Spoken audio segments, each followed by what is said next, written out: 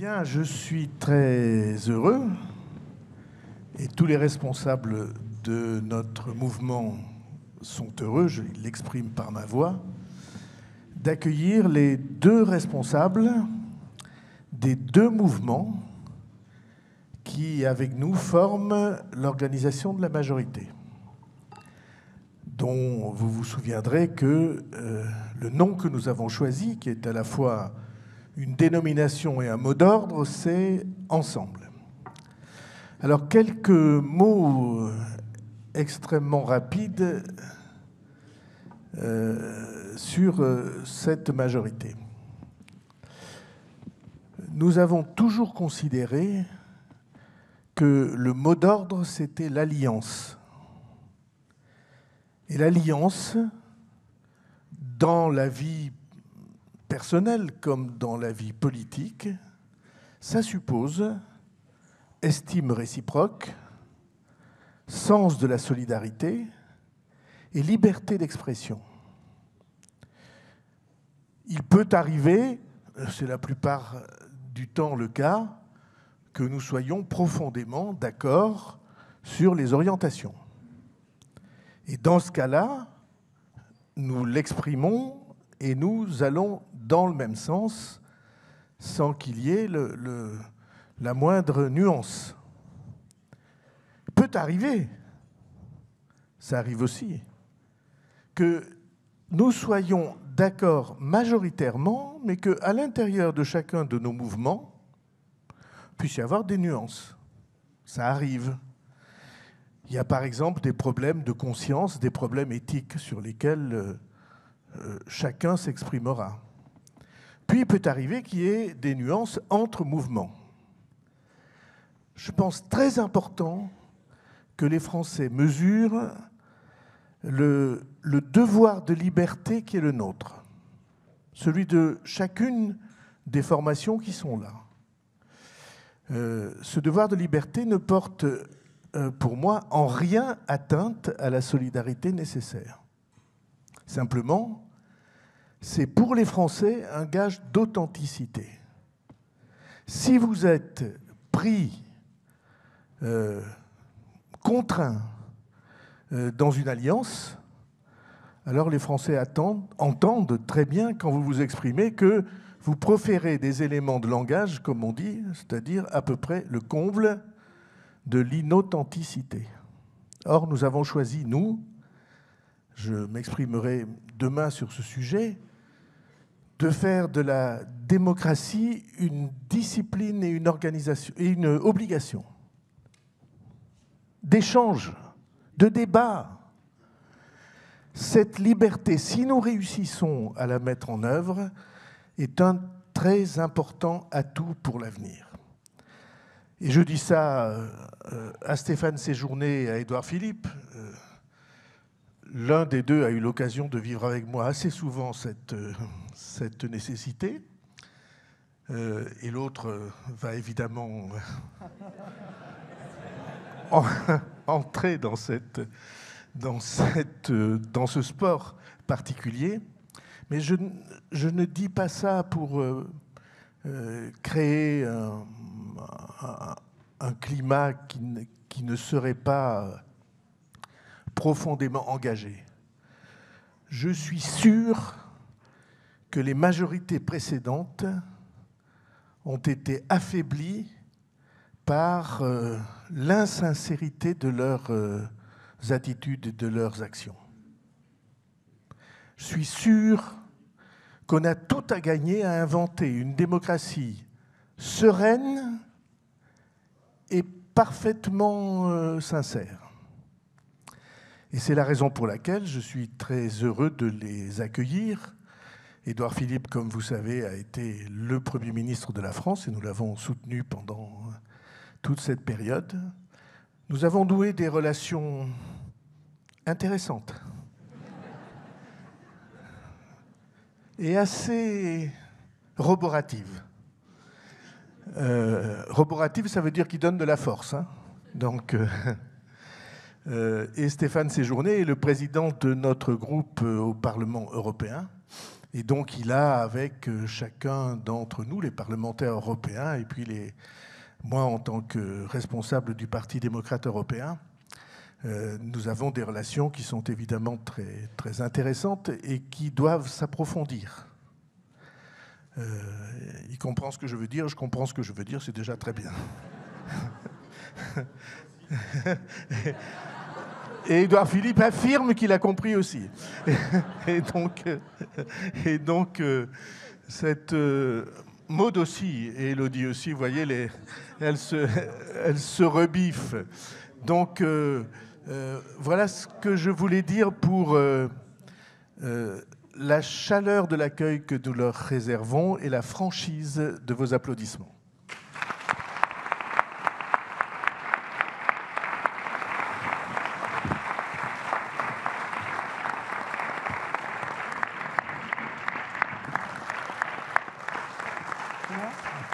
La parole est à Stéphane Séjourné. Merci. Merci. Cher François, chers tous, ça fait déjà 3 fois que je suis invité à ces journées de Guidel. C'est toujours un immense plaisir. Et tu l'as rappelé, je fais aussi un peu partie de la famille. Je suis votre président de groupe au Parlement européen. Et c'est avec une fierté, la table ronde l'a démontré tout à l'heure, une grande fierté de tous les combats politiques que nous avons gagnés depuis 5 ans, avec les parlementaires du MoDem, avec les parlementaires d'Horizon, avec les parlementaires de En Marche, qui forment cette grande famille. Je pense que nous avons changé, je le disais l'année dernière déjà, partie de la manière dont était perçue la classe politique dans cette institution qui est le Parlement européen. C'est grâce à vous, c'est grâce aux parlementaires. Je voulais leur rendre hommage et rendre un hommage appuyé aussi à Marielle qui a beaucoup œuvré à développer votre influence, notre influence au Parlement européen dans ces dernières années. Je vais peut-être revenir, je ne serai pas long, mais peut-être sur la table ronde d'avant, François, pour expliquer aussi nos relations politiques après, puisqu'il y a une très grande cohérence. J'étais hier en Italie pour conclure les meetings politiques de nos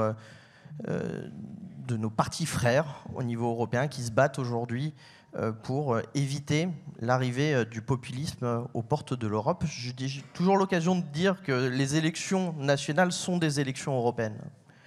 Elles sont des élections européennes parce qu'elles déterminent aussi, au Conseil de l'Europe, puis choisit un Premier ministre, elles déterminent aussi le devenir des citoyens européens de tous les États membres. Et ça prend d'autant plus d'importance aujourd'hui quand on a vécu la première partie de ces années 2020. Et ces années 2020 ont quand même bouleversé un certain nombre de choses qui, aujourd'hui, rendent encore plus important, et je vais y revenir, l'unité, le rassemblement, ensemble, qui n'est pas un mot vain, que nous avons à construire et nous avons encore à faire vivre pendant ces 5 prochaines années. Je le dis parce que l'adversaire de notre famille politique au sens large, de notre rassemblement, de notre coalition, restera malheureusement encore dans les prochaines années. On le voit se développer un peu partout en Europe, les extrémistes. L'extrême droite notamment, et on l'a bien vu que ces crises ont apporté beaucoup de bien. Le table ronde l'a démontré, les pas de géants qu'on a fait sur la construction européenne, les pas de géants qu'on a fait sur la construction, y compris de l'Europe de la défense, les pas de géants qu'on a fait, y compris dans la tête des Européens, quand les Européens sont venus protéger les populations. Mais mine de rien, les prochaines crises, l'augmentation de l'énergie, l'inflation, va aussi drainer un certain nombre de phénomènes bien connus en Europe. L'inflation, le jeu des populistes, tout ça, ça sera évidemment un des grands enjeux de 2024, un des grands enjeux sur lequel moi je veux qu'on puisse travailler avec une force importante. On est en train de constituer en Europe un pôle des progressistes, des démocrates, des libéraux qui doit faire face. Et je fais le parallèle parce que la presse italienne m'interrogeait sur la situation française. Les amis, de par deux fois. En 2017 et en 2022, nous avons été le barrage aux extrémistes. Ne vous laissez pas mettre dans les cordes par d'ailleurs nos opposants qui souvent nous accusent de soit les faire monter quand on les dénonce ou soit de les mettre en valeur quand on les combat. Mais par deux fois, en 2017 et en 2022, notre coalition, de fait, a fait barrage éventuellement à l'arrivée des extrémistes en France et notamment du Front National, du Rassemblement National et de l'ensemble des responsables politiques qui drainent cette idéologie. Donc il faut qu'on soit fiers de ça. Fiers de ça parce que je me rappelle du contexte, et Édouard Philippe et François Bayrou s'en rappellent également du contexte de 2017. Heureusement que nous avions cette famille politique, le MoDem, qui est venue avec nous, qui a constitué une coalition. Et quand on voit après, quand s'est prolongé, s'est constituée cette élection de 2017, avec les affaires à droite, l'incapacité de la gauche de se rassembler, quel aurait été le deuxième tour de l'élection présidentielle en 2017? Est-ce que les Français n'auraient pas eu affaire aux extrêmes ou aux extrêmes? Donc je voudrais remettre un discours offensif sur cette question-là. On est depuis 2017 et on a fait le choix de la construction, notamment de pouvoir gouverner ensemble pendant 5 ans, le barrage au Rassemblement national et aux extrémistes dans ce pays. Il faut en avoir conscience et soyez fiers aussi de la construction politique qu'on a eue à ce moment-là et qu'on doit continuer à avoir, notamment au niveau européen. Je reviens sur les 5 dernières années. On a gouverné pendant 5 ans ensemble, on a affronté les crises, on a également su protéger le pays, la pandémie, des conséquences de la guerre en Ukraine, avec une certaine réussite collective. On a également réussi à être rassemblés pour gouverner et pour gagner des élections. Je pense aux élections présidentielles, mais aussi aux élections européennes, avec une majorité aujourd'hui à l'Assemblée nationale. Et on peut parfois avoir une forme d'approche, je partage là-dessus François Bayrou, où on peut faire l'éloge de la différence tout en faisant l'éloge de l'unité. Et je pense que c'est ce que nous a aussi, c'est mutuellement entretenu, mutuellement créé une culture politique commune sur ces questions-là. Et je pense que c'est possible. Et depuis 5 ans, nous le vivons comme ça. Et je pense qu'on a réussi, en tout cas dans cette dynamique, à pouvoir le démontrer. À l'inverse d'ailleurs aujourd'hui de la NUPES, qui était qu'une alliance électorale, peut-être de circonscription et de circonstances, mais on voit bien les difficultés aujourd'hui de faire cette alliance pour gouverner. Les oppositions se sont alliées pour s'opposer. On a décidé de s'allier pour gouverner le pays, ce qui est déjà une chose beaucoup plus compliquée quand on sait les mécanismes qui nous amènent aux responsabilités. Donc là-dessus aussi, c'est un deuxième élément de fierté, je pense, de cette organisation collective. Et puis, le MoDem a été aussi, je le dis, François, vous avez été, et je le dis aussi à Guidel, d'autant plus, de manière d'autant plus convaincue, vous avez apporté des choses à cette majorité. Je pense notamment au concept d'humanisme et tout ce qui traverse aujourd'hui les politiques publiques qu'on peut nous aussi concevoir. D'abord, vous le savez, tu es le diplômé de lettres classiques qui sait ce que c'est l'humanisme, l'émancipation de l'homme. Nous aussi, nous y croyons. Vous avez apporté aussi cette dimension, l'épanouissement individuel, la question notamment de l'héritage que nous pouvons avoir dans notre vie politique autour de cette belle majorité. Vous avez participé en tout cas à construire cette doctrine et ces valeurs que nous avons aujourd'hui tous partagées et que je partage aussi dans Renaissance. Quand on regarde l'ensemble des militants, cette dimension humaniste est également présente et c'est aussi grâce à vous. Je pense notamment à l'Europe. On en a parlé longuement, mais vous n'avez pas été des Européens et on peut intermittent dans la période. Ce parti est cohérent, cette organisation et ce mouvement est cohérent. Vous avez su déjà dès 2017, je me rappelle très bien ici à Guidel, en parlant de l'Europe de la défense, peut-être même en premier. Jean-Yves Le Drian le disait qu'on avait des difficultés à pouvoir convaincre nos partenaires, mais déjà, à l'époque, cette question-là était posée dès 2017 dans un des partis politiques français qui a progressé, et donc vous avez aussi participé à ça. Et puis enfin, peut-être, la question de proportionnelle.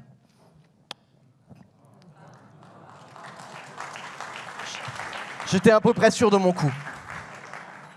Question de proportionnelle. J'ai la conviction, il faudra interroger d'ailleurs les militants de Renaissance, on aura également ce débat entre nous, mais j'ai la conviction que la composition de l'Assemblée nationale montre que les Français aspirent à une meilleure représentativité des forces politiques au Parlement.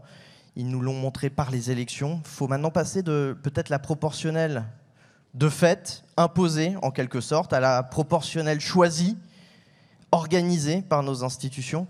Et donc ça sera un débat qu'on aura entre formations politiques, mais c'est un débat que je veux mener avec aussi l'intelligence de votre approche qui est longue sur le terrain et puis votre conviction sur ces sujets-là.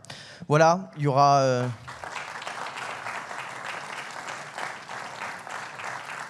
Il y aura évidemment des choix à faire dans les prochains mois et dans les prochaines semaines sur les politiques publiques.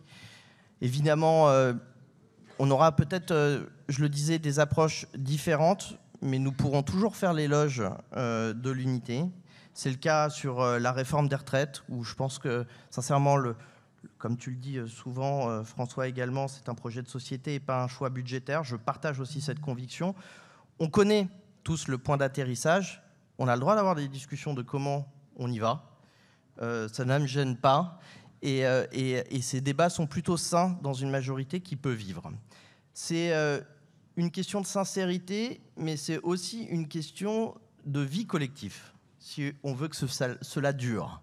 Et dans tout collectif, si on veut que ça dure, il faut pouvoir faire vivre ce collectif avec ses différences et ses sensibilités différentes.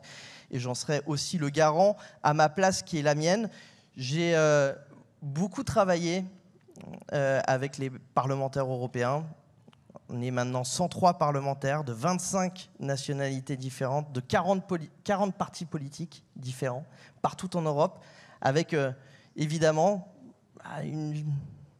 des géographies différentes, des intérêts différents des fois. Mais ça ne nous empêche pas de voter à 95% la même chose dans l'hémicycle, après avoir fait des débats, après avoir construit des compromis, après avoir organisé nos débats internes qui ne sont pas des prises de gueule entre les uns et les autres, mais des débats constructifs. Je pense qu'on peut y arriver pendant ces 5 dernières années, tout simplement parce que les Français nous regardent et que nous sommes en responsabilité. Et les Français peuvent être parfois très durs avec les gens qui sont en responsabilité, et nous leur devons aussi cette exigence de débat mutuel. Je regarde notamment le PS qui a dissolu à peu près tout ce qui était de ses valeurs et de ses idées dans le mélenchonisme, la droite qui fraye de plus en plus, dont les digues sont en train de s'effondrer avec l'extrême droite. Alors, on est le pôle de stabilité de ce pays, il faut l'assumer, avec des responsabilités derrière, je pense. On est devenus les seuls partis de gouvernement aujourd'hui, quand on écoute les responsables politiques dans les médias et dans leurs interventions publiques. Alors c'est avec une immense responsabilité que nous assumons l'humilité dans l'unité, et aujourd'hui, et demain, et après-demain, en tout cas je l'espère. Merci beaucoup.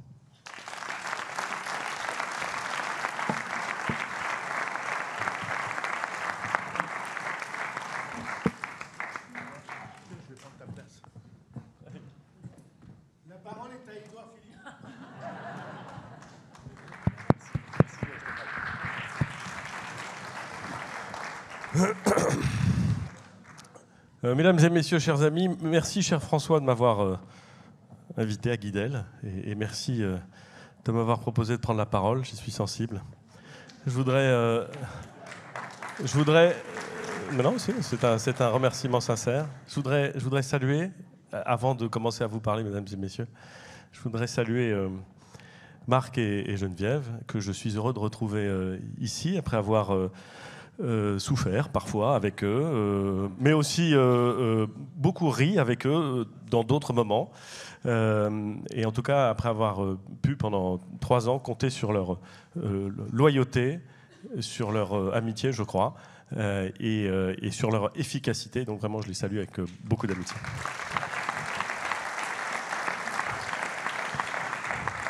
Je suis très heureux aussi de retrouver Jean-Yves, et heureux et impatient, Jean-Yves, car tu as laissé entrevoir, discrètement c'est vrai, mais néanmoins explicitement, que tu avais des talents aux platines. Et je crois comprendre que l'organisation de l'événement laisse une place importante à la dimension festive ce soir. Il faudra donc que tu nous montres que les Bretons savent tenir leurs promesses.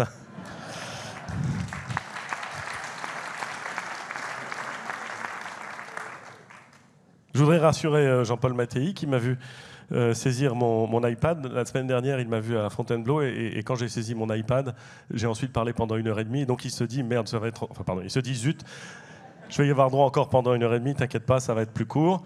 Enfin, je voudrais, et c'est le dernier que je voudrais remercier très, très, très sincèrement dans votre assemblée, saluer Jean-Louis Bourlange, car grâce à lui, nous savons désormais, nous avons participé à une réunion politique ensemble dans laquelle il a été dit que Jean-Pierre Chevènement et l'OTAN, c'était pareil. Et je crois, mesdames et messieurs, que personne ici, que personne au sein de l'OTAN, et que certainement pas Jean-Pierre Chevènement aurait pu imaginer une pareille correspondance. Je suis heureux aussi de retrouver Stéphane, je le salue avec amitié. Et je vais d'ailleurs revenir sur un certain nombre de choses qu'il a dit parce que je les partage tout à fait complètement. En tout cas, je suis heureux d'être à Guidel. Vous avez l'habitude de Guidel, ça fait 10 ans, je crois, que vous venez à Guidel. Moi, c'est la deuxième fois. Alors, la première fois, c'était un précédent. La deuxième fois, c'est le début d'un usage. Et je m'en réjouis. Et donc, vivement la prochaine. Je rappelle à ceux qui l'ignoreraient encore, ce que j'ai appris, c'est pour ça que je le dis avec beaucoup de certitude, il y a quelques heures, que la devise de Guidel, c'était « loyal et fidèle toujours ». C'est fait exprès. Bien sûr. Loyal et fidèle toujours, donc très bien, soyons loyaux et fidèles toujours, en général, et à Guidel en particulier. Je suis venu au fond pour vous dire deux choses. Et je voudrais les dire très simplement, très simplement. La première, et ça rejoint assez largement ce qu'a dit Stéphane, ça rejoint aussi assez largement ce qu'a dit François, ce qui veut dire que comme nous ne nous sommes pas concertés, ça veut dire que nous avons besoin de le dire et que nous le croyons tous les trois très sincèrement. L'esprit qui a présidé à la construction de la majorité présidentielle doit prévaloir. Quand je dis l'esprit qui a contribué qui a présidé à la construction de la majorité présidentielle, c'est cette idée qui est apparue progressivement. Comme toutes les grandes idées, elles se sont parfois heurtées à la réalité. Mais l'idée que nous allions construire une majorité présidentielle sur le fondement de 3 blocs, des blocs d'importance différentes, des blocs dont l'histoire était différente, dont le corpus idéologique était différent, dont l'âge de la formation politique était différent. 3 blocs différents, donc, qui avaient vocation à s'entendre, à se comprendre, à se faire confiance. Ça n'est pas rien, parce que dans la vie politique française et dans l'histoire de la constitution des majorités, on n'a rien inventé. Des coalitions, des regroupements, il en a existé dans le passé, et probablement en existera-t-il à l'avenir. Mais l'idée de ne pas se cantonner à un bloc, est bien de reconnaître dans une majorité qui était marquée par l'idée du dépassement, par l'idée qu'il ne fallait pas rester assigné à son identité politique d'origine, même si on pouvait la respecter, l'idée de constituer un ensemble, c'est le cas de le dire, en 3 blocs, n'avait rien d'évident. Et l'idée, ça a été, je pense qu'on peut aller encore un peu plus loin dans cette idée, ça a été de constituer un système dans lequel chaque bloc est libre et autonome, mais chaque bloc est relié par un lien qui n'est pas simplement un engagement verbal, pas simplement une déclaration politique, mais des liens structurels qui ne sont pas négligeables. Nous avons, au moment des élections législatives, et ça n'est pas rien, présenté des candidats sous une candidature commune. Sous une candidature commune. Et l'effet de cette candidature, c'était que lorsqu'ils se déclaraient en préfecture, comme ici, il y a des gens qui savent à peu près ce que c'est qu'une élection, je peux développer ce point-là, lorsqu'ils se déclaraient en préfecture, ils se déclaraient sous le nom Ensemble. Ça veut dire que, tout à fait conscients de leur appartenance à une formation politique, ils affirmaient devant les Français, en toute transparence, que leur formation politique avait vocation à appartenir à un ensemble qui s'assumait comme tel. Pour la répartition des financements, pour les déclarations en préfecture, pour la répartition des investitures, c'est un travail d'une grande intensité et, à mon avis, d'un très grand intérêt qui a été réalisé par les trois composantes de ce mouvement Ensemble. Et je voudrais, puisque nous sommes en Bretagne, et puisque nous sommes à Guidel, dire que ce moment de travail très intense avec François, avec Richard Ferrand, autre breton, je dis autre breton, pas parce que je suis breton, personnellement je suis normand, c'est assez différent. Je dis autre breton en regardant Jean-Yves, autre breton que je salue avec beaucoup d'amitié, avec la participation amicale mais ferme de Marc Fesneau, était un travail à la fois passionnant et sur lequel, je crois, nous pouvons construire beaucoup. Ça, c'est ce que je voulais dire.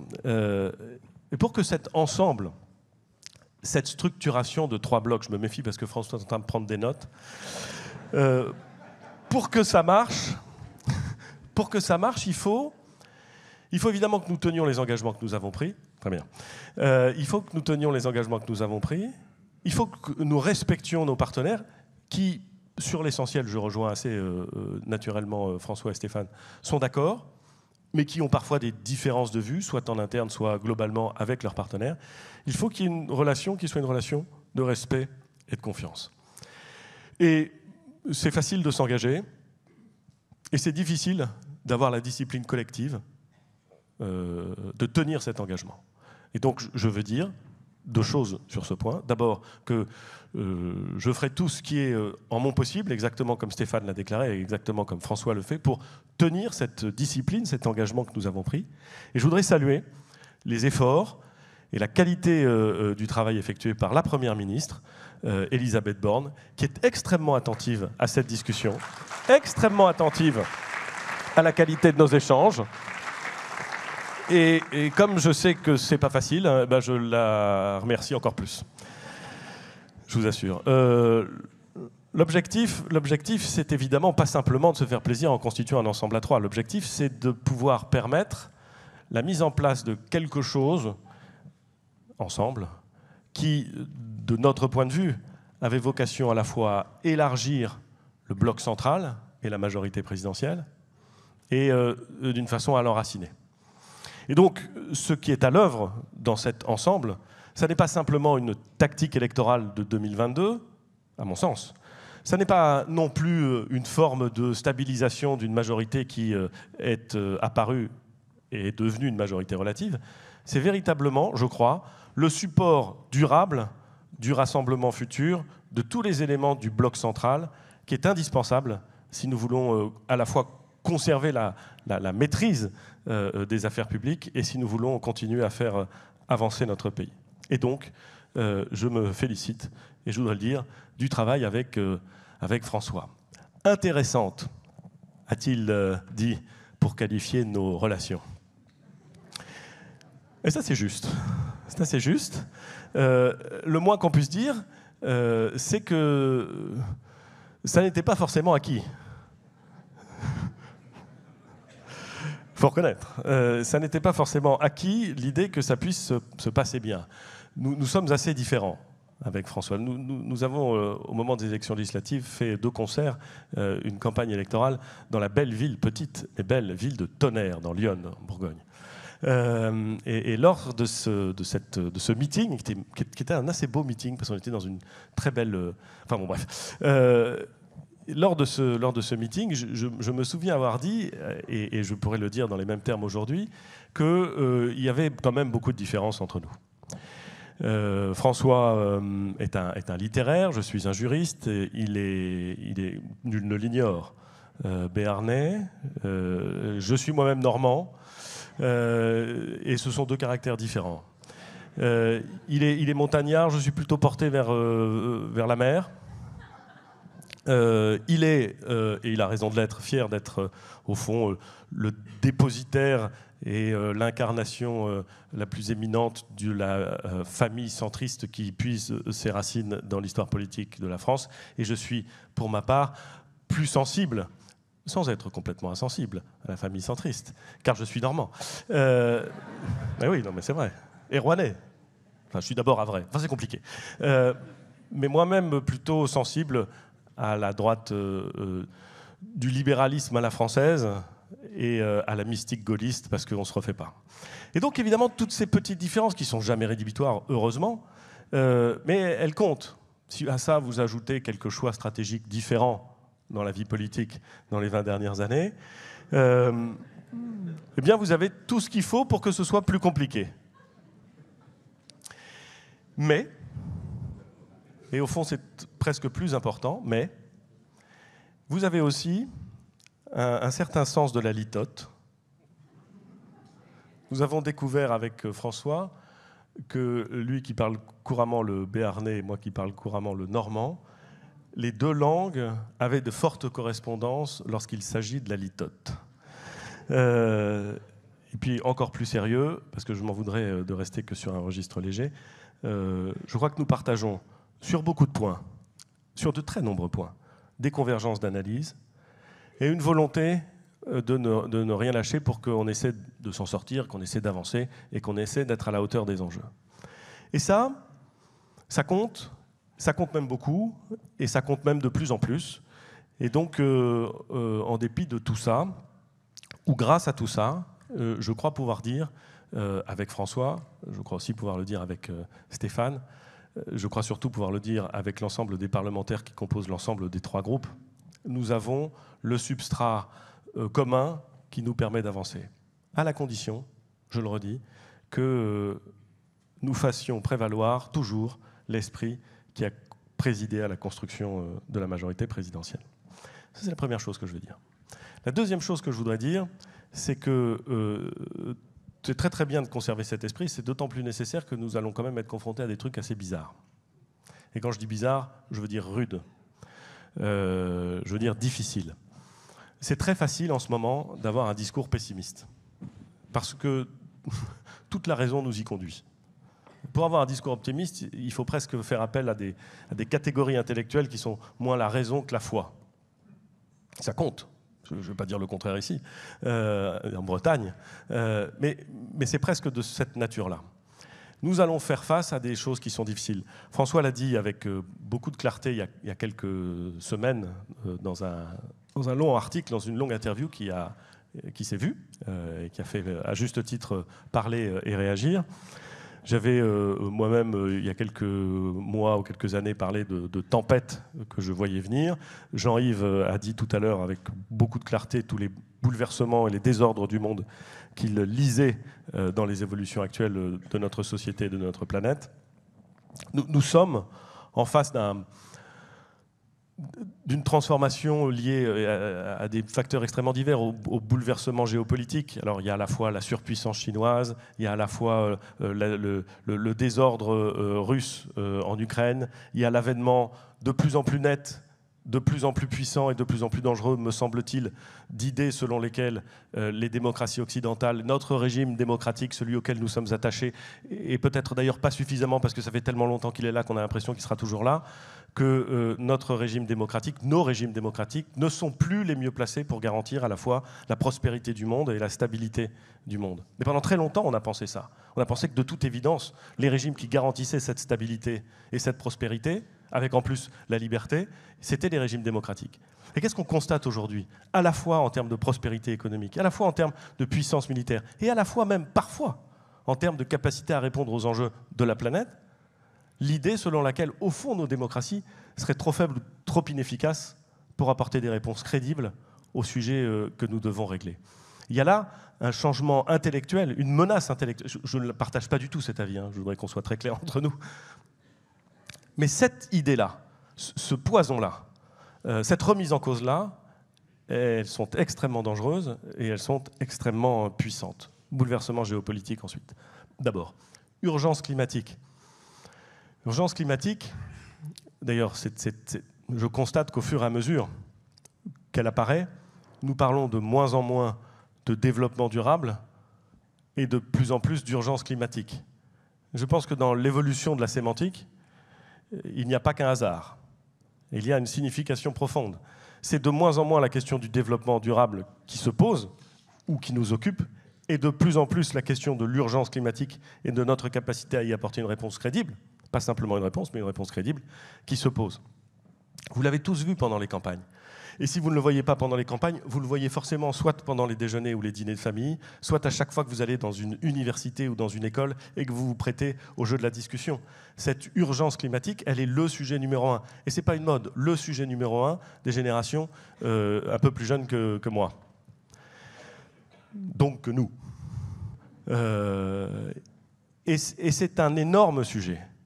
Et c'est un énorme sujet qui va parfois jusqu'à remettre en cause l'idée de croissance, l'idée de progrès, l'idée de liberté politique, l'idée de liberté individuelle. La question de savoir, lorsque vous écoutez des gens qui ne sont pas forcément des extrémistes politiques, mais qui vous disent, au fond, l'état de la planète aujourd'hui impose que nous nous posions la question, qui est très politique, de savoir ce qui est nécessaire et ce qui est superflu, pour nous concentrer sur le nécessaire et pour abandonner le superflu. Mais mesdames et messieurs, politiquement, déterminer ce qui est superflu, c'est redoutablement complexe. Je ne suis même pas sûr que ce soit une bonne idée. Vous voyez bien les affres politiques dans lesquelles nous allons être plongés pour faire face à cette urgence climatique qui est indispensable. C'est assez facile, une fois qu'on a saisi l'ampleur du vertige, d'être un peu pessimiste. Et puis, il y a des effets puissants sur nos vies de phénomènes dont on parle trop peu. Je voudrais en citer 2 très rapides, parce qu'ils doivent nous faire réfléchir. Premier phénomène dont nous parlons vraiment très peu, au fond, mais que nous vivons tous les jours. L'impact des révolutions technologiques et des évolutions technologiques sur nos vies, sur la notion de liberté, sur la façon dont nous nous projetons à l'avenir. C'est proprement vertigineux.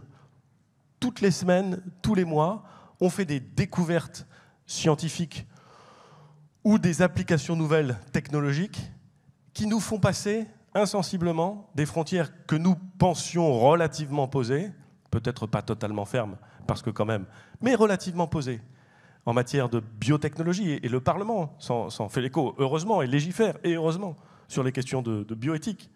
Mais en général, il légifère avec un peu de retard. Et le rythme auquel ces évolutions se propagent et se développent est proprement vertigineux. Qu'est-ce que c'est la liberté dans un monde où l'hyperconnectivité et l'hypertraçabilité deviennent la norme et accessible à tout le monde? Qu'est-ce que c'est la démocratie dans un monde où, au fond, les lieux communs de débat sont totalement émiettés et où les communautés, non pas par l'effet d'un choix, mais par l'effet d'un algorithme, finissent par se renforcer entre elles-mêmes? La démocratie, par nature, impose que nous sortions de nous-mêmes et que nous discutions avec des gens qui ne sont pas d'accord. Aujourd'hui, avec les réseaux sociaux, il faut bien les reconnaître, nous sommes dirigés vers des gens qui pensent comme nous. Et le renforcement des gens qui pensent comme nous donne le sentiment que on n'est pas tout seul, et donc on a raison. Et elle a une perversion terrible du débat public, terrible, et elle n'est pas la seule. Mais vous voyez bien que la menace que cela fait peser sur le débat public, la menace que ça fait peser sur nos démocraties est absolument considérable. J'en arrête avec les révolutions technologiques, j'en viens à un deuxième phénomène, le phénomène démographique. Je passe sur l'explosion démographique à l'échelle de la planète. Je dis juste cette chose. Dans le quinquennat qui vient, c'est pas dans 20 ans, dans les 5 ans qui viennent, le nombre d'écoliers, de collégiens et de lycéens, mais en vérité d'abord d'écoliers, ça ne va pas tellement se voir au niveau du lycée, ça va surtout se voir au niveau des écoles, va baisser de 500 000. 500 000. Bon, il y a beaucoup d'écoliers en France. Mais enfin, 500 000, ça va se voir. 500 000, ça n'est pas rien. 500 000, c'est une interrogation collective considérable sur le monde de demain. Personne n'en parle. On a tous, et ici d'ailleurs beaucoup plus qu'ailleurs, un attachement à la politique familiale. Non mais t'as vu, je me suis rattrapé quand même. Ici plus qu'ailleurs, un attachement à la politique familiale. Mais la vérité vraie, c'est que dans le débat public, la question de savoir le monde la France que nous nous préparons, à 20 ans, alors que nous sommes dans une génération très creuse, que nous devrons payer les retraites aussi dans 20 ans, semble presque déconnecté de la réalité. Donc quand on met tout à bout, et encore, j'ai beaucoup de choses que je n'ai pas évoquées, on a le droit d'être un peu inquiet. Et on a d'autant plus le droit d'être inquiet qu'on affronte ces sujets dans une situation de relative fragilité. Relative fragilité. Alors, heureusement, elle n'est pas générale, cette fragilité. D'abord parce que la France, c'est la France, qu'elle a de la ressource, qu'elle est là depuis longtemps, qu'elle a des talents extraordinaires, et d'une certaine façon, nous la faisons vivre. Mais enfin, elle était là bien avant nous, elle sera là bien après nous, et elle a des caractéristiques qui font qu'elle a de la ressource, la France. Et puis aussi parce que, et Stéphane a eu raison de le souligner, on n'est pas resté les deux pieds dans le même sabot dans les 5 dernières années. Il y a un certain nombre d'actions qui ont été mises en œuvre lors du dernier quinquennat. Il y a d'ailleurs un certain nombre d'actions qui ont été mises en œuvre avant le dernier quinquennat, qui étaient bien aussi. Hein. Il y en a d'autres qui étaient moins bien. Enfin, on n'est pas dans une dichotomie où nous, très bien, les autres, très mal. C'est pas vrai, c'est pas ça la démocratie. On a quand même réussi à renforcer un certain nombre de domaines. Bon, je dis l'apprentissage parce que c'est probablement ce qui me réjouit le plus. Mais enfin, il y en a beaucoup d'autres que je pourrais citer. Mais enfin, une fois qu'on s'est dit ça pour se rassurer, on est quand même face à des grandes fragilités. Les crispations sociales, nous abordons des crises redoutables avec un niveau de crispation sociale qui est quand même extrêmement élevé. Le malaise démocratique, qui est réel, dans la qualité du débat public, dans le lien que nos concitoyens tissent avec leurs représentants, dans l'espoir qu'ils ont que leurs représentants trouvent des solutions, et la capacité d'ailleurs à les accepter. Bref, à bien des égards, le malaise démocratique, il est perceptible, et il est évidemment extrêmement inquiétant. Dans une certaine forme aussi de défiance de ce que nous sommes.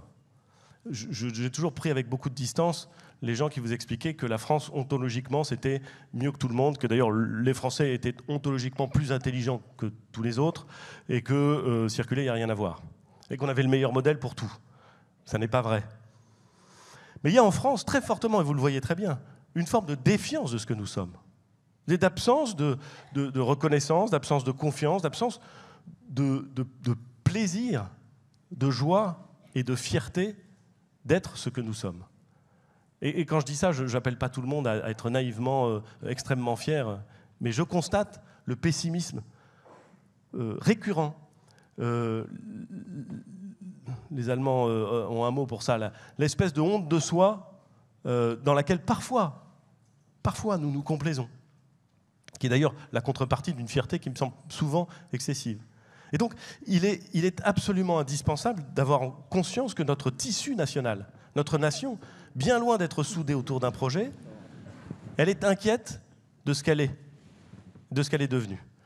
Le fondement, je prends 2 sujets très vite, des choses qui apparaissent comme des fondements de ce qu'est notre pays.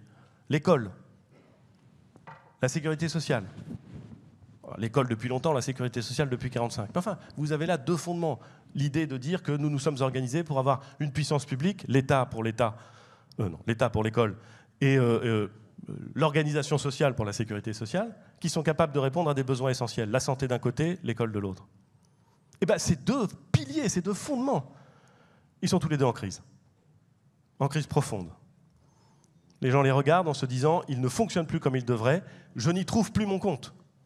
L'éducation et tout ce qu'elle devrait amener à mes enfants n'est plus garantie dans des conditions qui me paraissent raisonnables. Et beaucoup de nos concitoyens pensent ça. Et l'accès aux soins et la qualité du soin n'est pas en cause. En général, elle n'est pas du tout en cause. Mais l'accès aux soins est redoutablement complexe. Et dans le genre petit élément venant dissoudre la confiance et éroder la force du tissu national, il n'y a pas mieux. Donc vous avez ces 2 piliers en crise et vous avez cette défiance qui se poursuit. Et si vous ajoutez à ça une addiction à la dépense publique qui nous a conduit à avoir des dettes qui sont importantes, là aussi, thème que François connaît par cœur et qu'il développe depuis longtemps, que je partage avec lui, eh bien, nous attaquons une période difficile avec des fragilités. Elles ne condamnent en rien notre pays, elles ne nous condamnent en rien, mais ne pas les voir serait dangereux. Ne pas les voir serait même probablement irresponsable. Je prends un petit mot, mais j'irai très vite, sur les retraites.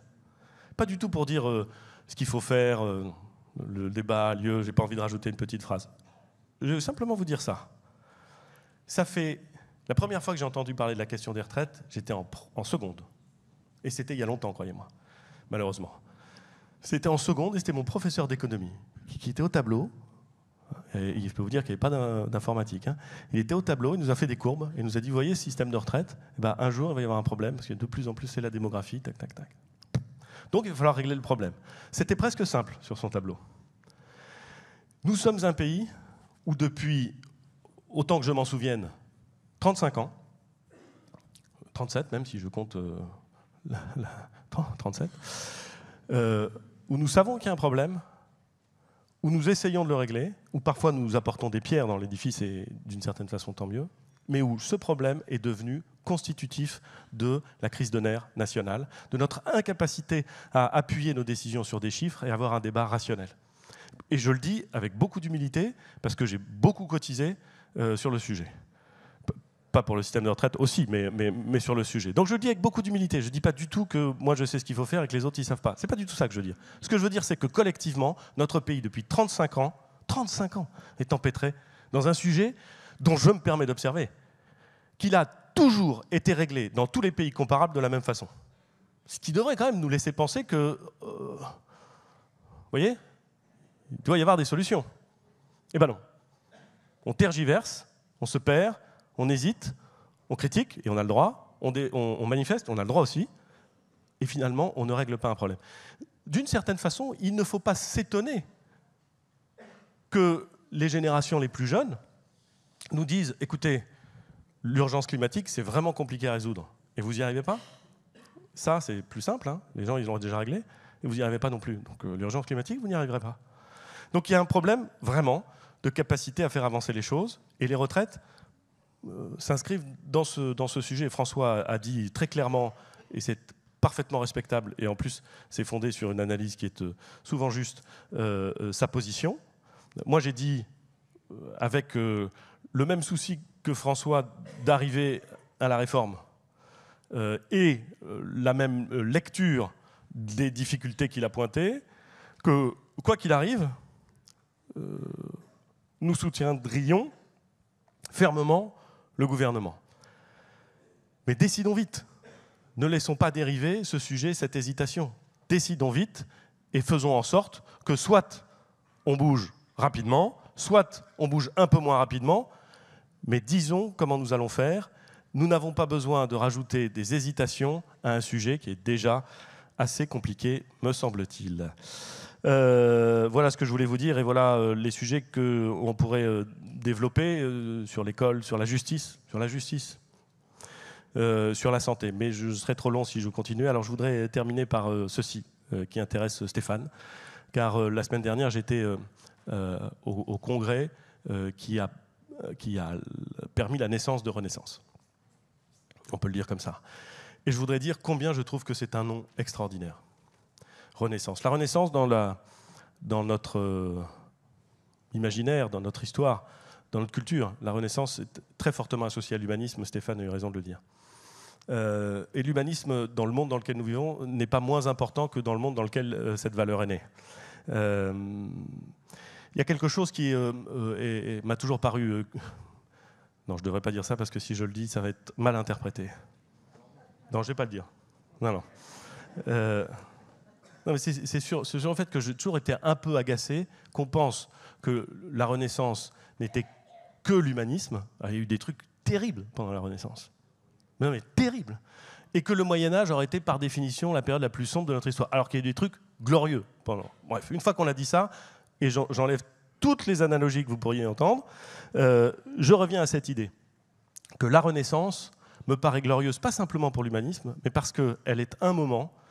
Et elle est un moment qui nous dit beaucoup de choses sur notre situation aujourd'hui, où au fond, deux idées vont s'imposer, je crois, et se parler, l'idée de fondation et l'idée de réconciliation. Comme je savais que j'allais venir ici, j'ai lu récemment un bon livre que je vous recommande, qui est une biographie d'un roi qui était très, très, très lié à une ville du Béarn. Henri IV, le roi libre, dit l'auteur qui dédie le livre aux amoureux de la réconciliation. Bon. Eh bien, si on regarde les deux grandes figures de la Renaissance française, c'est François Ier et Henri IV. Et au fond, qui ont chacun leur part d'ombre. Hein. Surtout François Ier, d'ailleurs. Non, mais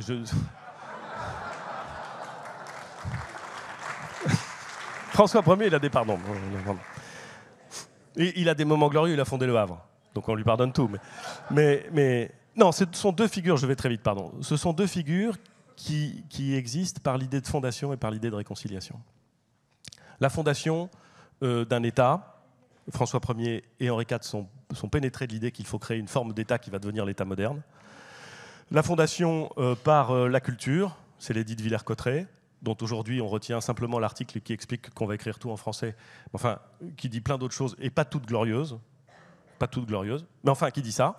Le Collège de France, c'est-à-dire l'idée que le savoir et la connaissance ne doivent pas être réservés à la Sorbonne et à l'université. C'est incroyable, et la ville du Havre, mais je ne peux pas l'oublier. C'est une idée d'une incroyable modernité, me semble-t-il. Donc la fondation. Et puis Henri IV, c'est la réconciliation. Et comme vous allez tous vous jeter sur le livre, qui est d'ailleurs épuisé, François. Enfin, en tout cas, moi, je n'ai pas réussi à l'acheter, j'ai dû l'emprunter dans une bibliothèque heureusement bien achalandée au Havre. Vous y trouverez un chapitre qui s'appelle « L'art de gouverner ». Et vous voyez qu'Henri IV, confronté à des difficultés considérables, ce qui laisse d'ailleurs me permet de mettre un peu de distance entre ce qu'on vit, parce qu'il y a d'autres moments dans l'histoire de France où il y a eu des difficultés considérables, j'ai quand même réappris, et pour tout dire en fait un peu appris, que l'excellent Henri IV avait, dans un moment de grande difficulté, conçu l'idée d'une forme de grand débat. Mais c'est vrai, de grand débat, dont il n'a d'ailleurs pas suivi tous les enseignements sur le conseil de Sully. J'ai découvert les agacements profonds d'Henri IV face au Parlement, qui était à l'époque plutôt la justice que le système parlementaire, profond. Je l'ai découvert incroyablement attaché au bon état des finances publiques, lui-même disant, et franchement ça devrait nous faire réfléchir, qu'il ne pouvait pas y avoir de réconciliation en français sans finances publiques tenues.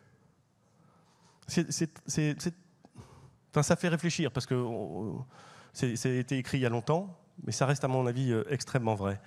Et puis la dernière chose, puisque j'étais à Fontainebleau avec Jean-Paul, puis à la naissance de Renaissance, et que maintenant je suis avec François, l'édit de Nantes, c'est-à-dire au fond un texte qui, d'une certaine façon, pourrait avoir valeur constitutionnelle, l'idée qu'on organise par le droit une forme de liberté, et notamment de liberté religieuse, ce qui est totalement nouveau dans le monde de l'époque, qui ne me paraît pas complètement, là non plus, dépassé, voire déplacé, et qui sera abrogé en 1685 à Fontainebleau par Louis XIV. Bref, dans le moment où nous vivons, dans le moment où Renaissance se crée, dans le moment où nous sommes confrontés à de telles difficultés, je pense que notre objectif, celui qui nous réunit, celui sur lequel nous pouvons partager, celui sur lequel nous pouvons construire, c'est au fond l'objectif même de ces deux souverains de la Renaissance, fonder la nouvelle puissance française et réconcilier les Français. La puissance, ce n'est pas quelque chose d'hégémonique, c'est quelque chose qui sert à faire prévaloir ses intérêts et à être à la hauteur face aux enjeux du monde. Fonder et refonder les éléments de la puissance française et réconcilier les Françaises et les Français avec eux-mêmes, d'une certaine façon, et d'une certaine façon peut-être aussi avec la France. C'est ce que je nous souhaite. Merci beaucoup.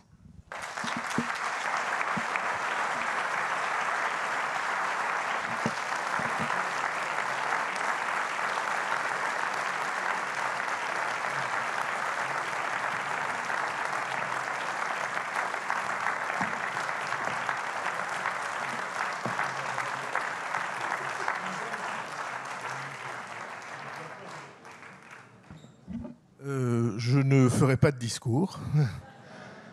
Demain, peut-être, si vous revenez, et vous reviendrez tous, et j'espère d'autres encore qui ne nous ont pas encore rejoints.